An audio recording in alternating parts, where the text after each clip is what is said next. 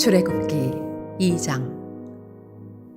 레위 가족 중 한 사람이 가서 레위 여자에게 장가들어 그 여자가 임신하여 아들을 낳으니 그가 잘 생긴 것을 보고 석 달 동안 그를 숨겼으나 더 숨길 수 없게 되매 그를 위하여 갈대 상자를 가져다가 역청과 나무 진을 칠하고 아기를 거기 담아 나일 강가 갈대 사이에 두고 그의 누이가 어떻게 되는지를 알려고 멀리 섰더니 바로의 딸이 목욕하러 나일강으로 내려오고 시녀들은 나일강가를 거닐 때에 그가 갈대 사이의 상자를 보고 시녀를 보내어 가져다가 열고 그 아기를 보니 아기가 우는지라.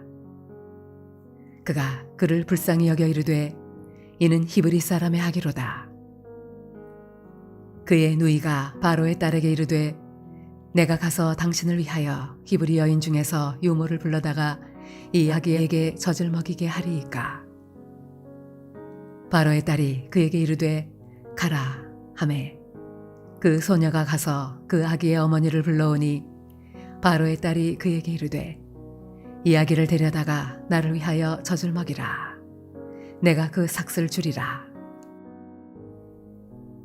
여인이 아기를 데려다가 젖을 먹이더니 그 아기가 자라매 바로의 딸에게로 데려가니 그가 그의 아들이 되니라. 그가 그의 이름을 모세라 하여 이르되 이는 내가 그를 물에서 건져내었음이라 하였더라. 모세가 장성한 후에 한 번은 자기 형제들에게 나가서 그들이 고도에게 노동하는 것을 보더니 어떤 애굽 사람이 한 히브리 사람 곧 자기 형제를 치는 것을 본지라. 좌우를 살펴 사람이 없음을 보고 그 애굽 사람을 쳐 죽여 모래 속에 감추니라. 이튿날 다시 나가니 두 히브리 사람이 서로 싸우는지라. 그 잘못한 사람에게 이르되 내가 어찌하여 동포를 치느냐 하매 그가 이르되 누가 너를 우리를 다스리는 자와 재판관으로 삼았느냐. 네가 애굽 사람을 죽인 것처럼 나도 죽이려느냐. 모세가 두려워하여 이르되 이 일이 달로 되었도다. 바로가 이 일을 듣고 모세를 죽이고자 하여 찾는지라. 모세가 바로의 낯을 피하여 미디안 땅에 머물며 하루는 우물 곁에 앉았더라. 미디안 제사장에게 7딸이 있었더니 그들이 와서 물을 길어 구유에 채우고 그들의 아버지의 양떼에게 먹이려 하는데 목자들이 와서 그들을 쫓는지라. 모세가 일어나 그들을 도와 그 양떼에게 먹이니라. 그들이 그들의 아버지 르우엘에게 이를 때 아버지가 이르되 너희가 오늘은 어찌하여 이같이 속히 돌아오느냐. 그들이 이르되 한 애굽 사람이 우리를 목자들의 손에서 건져내고 우리를 위하여 물을 길어 양떼에게 먹였나이다. 아버지가 딸들에게 이르되 그 사람이 어디에 있느냐. 너희가 어찌하여 그 사람을 버려두고 왔느냐. 그를 청하여 음식을 대접하라 하였더라. 모세가 그와 동거하기를 기뻐하매 그가 그의 딸 십보라를 모세에게 주었더니 그가 아들을 낳음에 모세가 그의 이름을 게르솜이라 하여 이르되 내가 타국에서 나그네가 되었음이라 하였더라. 여러 해 후에 애굽 왕은 죽었고 이스라엘 자손은 고된 노동으로 말미암아 탄식하며 부르짖으니 그 고된 노동으로 말미암아 부르짖는 소리가 하나님께 상달된지라.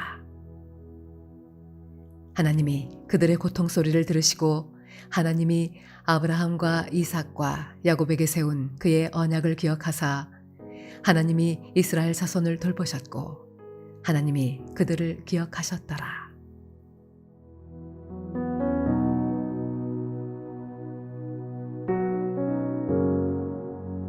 샬롬, 오늘 하루도 하나님의 은혜 가운데 평안한 하루의 삶을 살아가시기를 소원합니다. 요셉으로 인하여 애굽의 고센 땅에서 묵축업을 하며 살게 된 야곱의 가족은 70명이 그곳에 들어갔습니다. 하지만 그 후에 이제 시간이 지나서 장정 남자만 60만 명이 넘는 약 200만에서 300만 정도의 인원으로 번성하는 그러한 민족이 되게 됩니다. 야곱과 그 자녀들이 다 죽은 후에 요셉을 모르는 왕이 애굽의 왕으로 등극하게 되는데요. 자신들의 땅에서 번성하는 이스라엘 백성들을 보고 그들에 대한 위협을 느껴 자신들의 노예로 삼게 됩니다. 애굽에 들어간 지 430년이 지나고 나서야 비로소 하나님은 그들을 출애굽시켜줄 지도자를 보내게 되지요. 그 인물은 바로 오늘 우리가 읽은 본문에 나오는 모세입니다. 오늘 본문은 모세의 탄생부터 모세가 장성한 후의 일들을 기록하고 있습니다. 이 가운데 나타난 하나님의 특별한 섭리 역사를 우리는 발견할 수 있는데요. 특별히 우리는 오늘 이 출애굽기 2장 2절부터 10절에 있는 말씀을 중심으로 이스라엘의 구원을 향한 하나님의 섭리 역사는 어떠한 부분들을 통해 나타나게 되었는지를 한번 살펴보고자 합니다. 첫 번째로 이스라엘을 향한 하나님의 구원 섭리 역사에는 모세를 보내심에 있습니다. 먼저 2절 말씀에 보면 그 여자가 임신하여 아들을 낳으니 그가 잘생긴 것을 보고 라고 말씀하고 있습니다. 레위인과 결혼한 여자 요게벳이라고 하는 이 여인에게서 이제 아들이 탄생하게 됩니다. 그런데 이 당시에는 법적으로 그 바로 왕이 너무나도 번성해지는 이 이스라엘을 이제 끊기 위해서 또한 제재하기 위해서 태어난 남자아이는 이 그 산파를 통해 죽이도록 명령하는 그런 법이 이 가운데 있었습니다. 그런데 이제 이 요게벳은 이 그 아들이 잘생긴 것을 보고 그를 이제 그 3개월 동안 감추어서 기르게 되는 이런 모습이 있었다라고 말씀하고 있는데요. 우리는 여기서 잘생긴 것을 보았다라는 이 말의 원어가 무엇인지를 잘 살펴보아야 합니다. 잘생긴 것을 의미하는 단어가요, 여기서는 토브라고 하는 이 단어로 쓰여지게 됩니다. 그런데 이 토브라고 하는 이 단어는요, 하나님께서 천지를 창조하실 때 좋았더라라고 말씀하신 좋다라는 단어가 바로 토브입니다.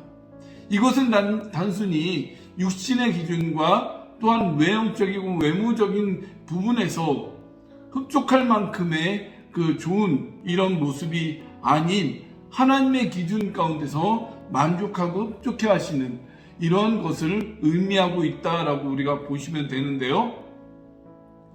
여기서 잘생겼다라고 하는 이 단어에 토브라고 하는 이 단어를 사용한 것은 모세가 단순히 외형적인 아름다움 뿐만 아니라 이 그를 통해서 장차 하나님의 일을 감당할 자로서 준수함이나 뛰어난 것을 그의 어머니는 보았다라는 것을 의미하고 있는 것입니다.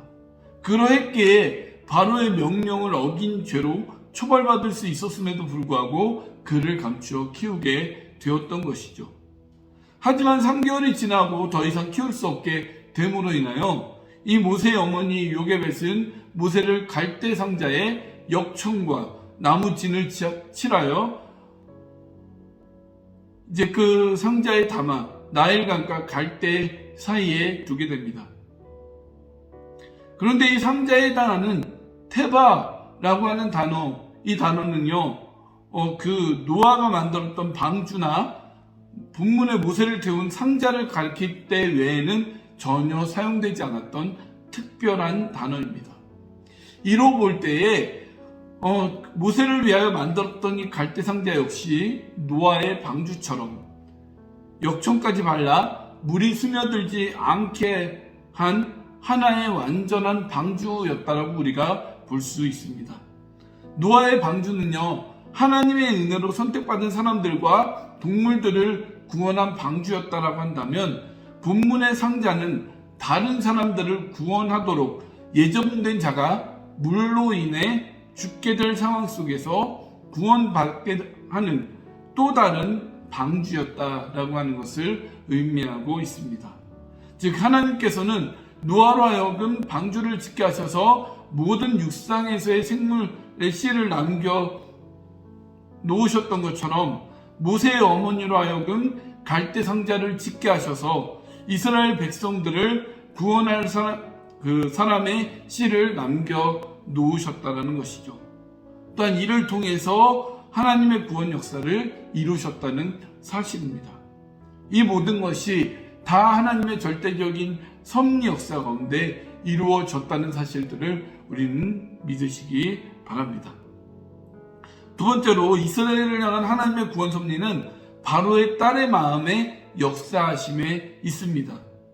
모세의 갈대 상자는 나일 강가의 갈대 사이에 놓여졌고 마침 그곳에 바로의 딸이 목욕을 하러 옵니다.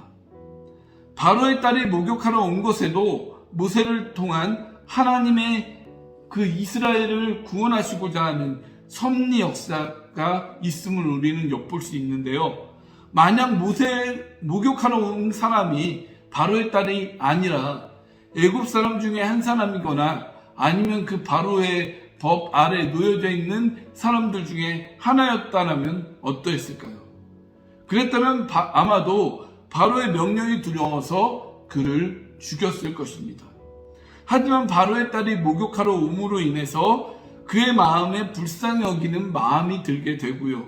또한 그로 인해서 왕궁에서 이스라엘의 지도자로서의 준비를 할 수 있는 이 모습을 갖추게 되었다는 것입니다.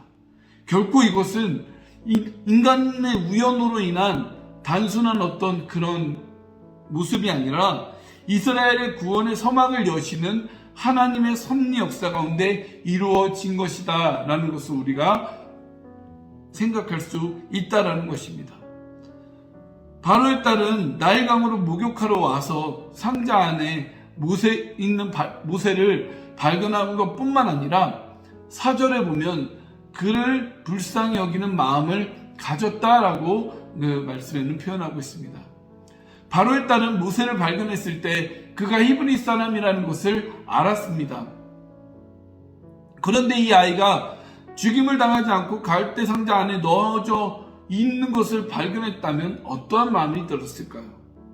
분명 자기 아버지 바로 왕이 법으로 히브리 남자아이는 태어나는 대로 죽이라고 하였는데 그 명령에 불복종한 것이 되기 때문에 괘씸한 마음을 가지고 법을 더 강력하게 집행하도록 요구할 수도 있었을 것입니다. 하지만 모세를 바라보는 그녀의 마음에는 불쌍하게 여기는 마음이 들었습니다. 이것이 단순히 이가 모세를 히브리 남자아이인 모세를 바라보는 인간적인 감정에서의 연민이었을까요? 이러한 인간의 연민의 마음조차 하나님께서 바로의 딸의 마음 가운데 역사하셨기 때문에 가능한 것이었습니다. 우리가 여기서 발견해야 할 중요한 요소가 있습니다. 그것은 바로 하나님께서 이스라엘을 구원하시기 위한 섭리 역사를 모세의 탄생과 바로의 딸을 통해서 보여주셨다는 것입니다. 하지만 이것이 비단 그 시절 또한 그 사람에게만 국한되어 있다는 사실이 아니라 오늘 우리가 살아가는 삶의 현장 가운데도 이러한 하나님의 섭리 역사는 계속되고 있다는 사실입니다. 우리가 이해하지 못하고 납득되지 못하는 그런 현실이 우리 가운데 닥쳐올지라도 그 모든 것 가운데 하나님의 섭리 역사가 있음을 우리가 발견하고 또한 그 방법과 섭리 가운데서 하나님의 구원의 역사가 이루어져 가고 있다는 것을 우리는 발견해야 합니다. 이렇게 한순간 이 하나님의 섭리를 발견하는 자들에게는 그 말씀에 따라 순종하는 삶을 살아가게 되고요.